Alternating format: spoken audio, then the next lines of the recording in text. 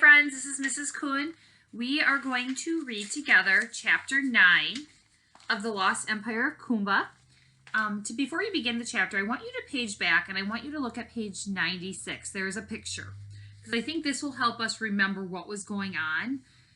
In our picture, we see the snakelings and we see Mr. and Mrs. Hinkle in chains, and the snakelings are hanging from the ceiling and they're right here.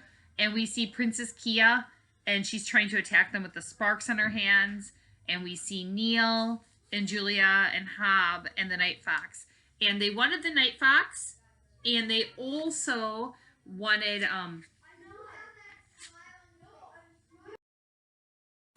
the Fazul. And when we left off, if I look back and I reread, because readers reread to remember what was going on page 98, it says, "Numbers," said Neil scornfully. "Can you even count?" "What kind of numbers?" asked Kia. "Numbers like 10, said Grunto, "and 9. "And those numbers," said Mrs. Hinkle. 8, said the beast. "I bet I know this is where this is headed," said Neil. Bludge unslung his war club and began swinging it in the air. 7, boomed Grunto. Neil nodded. "Yep, I know what's coming." 6, 4. "No fair, you skip 5, said Neil. 3, 2, 1.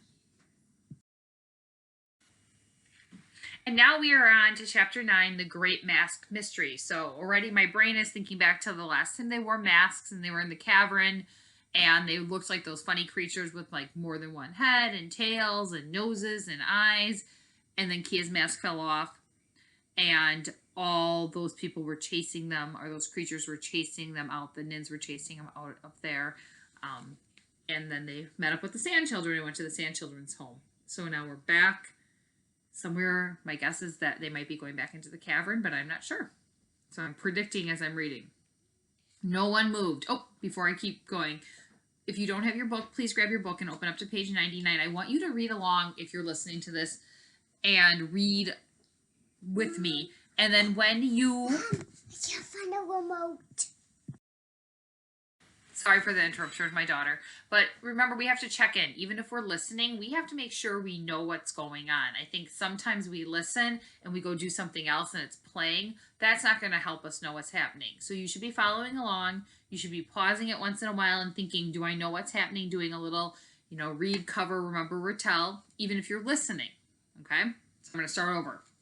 No one moved. Wait for it, said Silver. He breathed in, and then he squealed his favorite word, "Attack!" Before the Nins could move, there came a sound from the dunes outside. "Wah!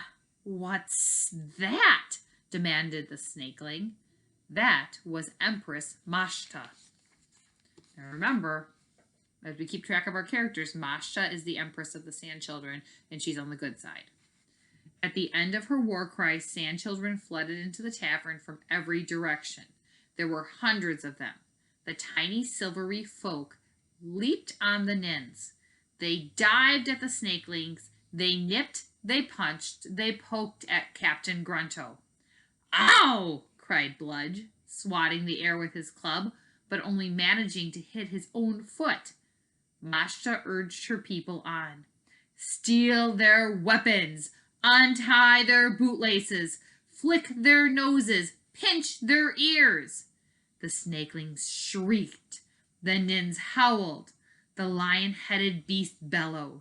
"Cool," said Mr. Hinkle. "A real Droon battle." "Which will survive only if you follow me," said Kia. "We have the elixir to cure Eric."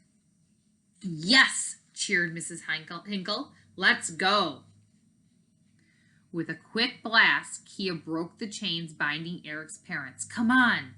So if I pause real quick, they just had this battle, and the Sand Children and Empress Masha really are the people who came in, or the creatures who came and saved them by attacking the Nins and Captain Grunto and Bludge and the snakelings. And so now they're freed, and they've got Mr. and Mrs. Hinkle, and they're running to help save Eric.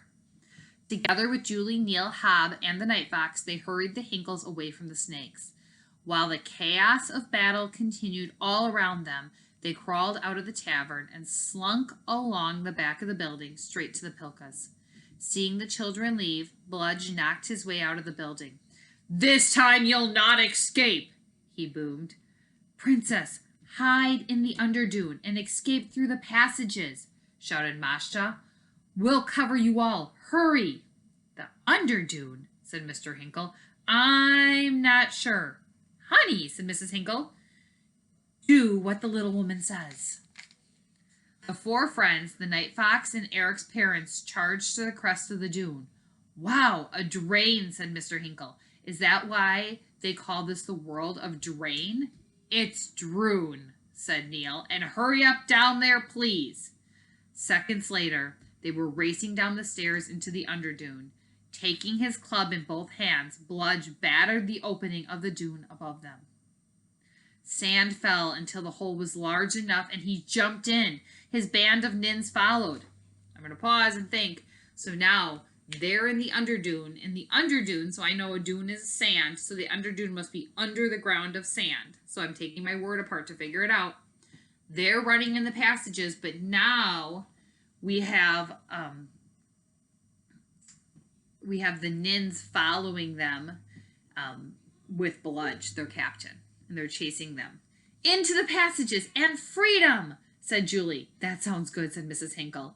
Not so fast, shouted Bludge, bouncing once, twice. He skidded to the bottom of the stairs.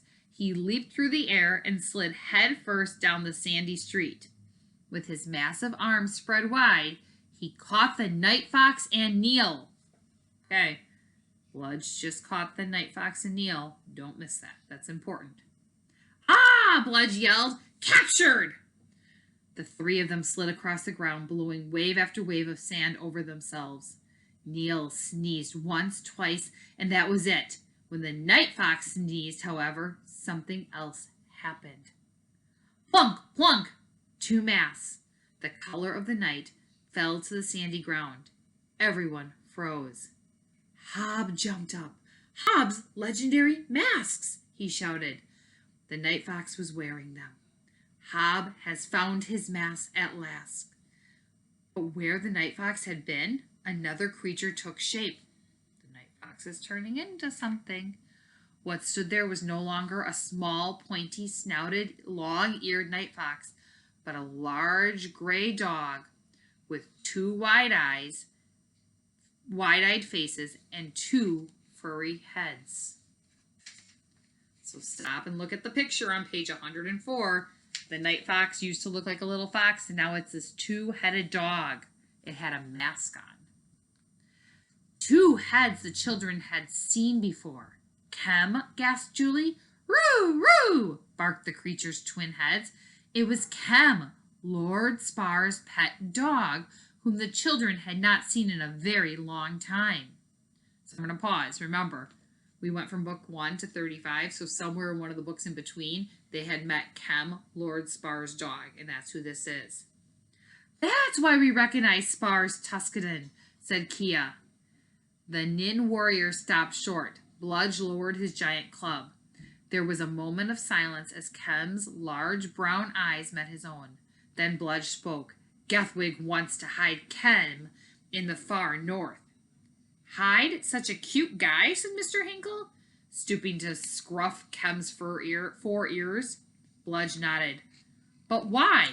Julie knew the answer. She had seen it in a vision. Gethwig wants to hide him from Lord Spar, because if Spar saw Kem, he might remember his good side and turn away from Gethwig. So make sure you got that. We just learned that Lord Spar has a good side, and this evil Gethwig wants Spar to stay bad. And if he gets a look at his dog, it might help him remember his good side. I think that's probably very important. Just like Eric did when he saw the photograph I gave you, said Mrs. Hinkle. Bluff sniffled. He blew his nose. It's good to have Lord Spar's doggy back. If Kem is free, Spar can return to the way he was and to us. Right then he heard thumping on the sand above. Bludge, called Grunto from the outside dune. Bring the Night Fox and the elixir and the children. And the old ones, too, added Silver. Okay, we've just had about enough of that, said Mrs. Hinkle. Nins have had enough of Grunto and Silver too, said Bludge. Surrender, continued Silver, or we attack you all, and nothing below the sand will survive. As if to prove his point, the army of snaky beasts slithered around and around the dune entrance until sand from the ceiling began to shift down through the air. Nins, boomed Grunto. You are traitors to the great moon dragon. You will suffer with the others. 10, 9. We have just recovered the ancient empire of Koomba. It is about to be buried all over again. Is it about to be buried all over again? Cried Masha. And is Hob to be crushed? Whimpered Hob. 3, 1. The snakelings growled and hissed and gnashed their fangs, waiting for the signal. Then it came. Attack! I really don't like that word, sighed Neil. And that is the end of the chapter. So, friends, here's what I want you to do. I want you on your own. I want you to go back. A lot just happened, and we learned a little bit about the Nin warriors and this dog. And it makes us think that maybe they're changing sides. So I want you to go back and reread pages 105, 106, and 107. Okay? Or you can rewind it in the video and listen to it again. And then I want you to think about, why might the Nins be changing sides? Why might they be shifting from being bad to good? Okay? I will see you for our meeting on Thursday. Have a great day.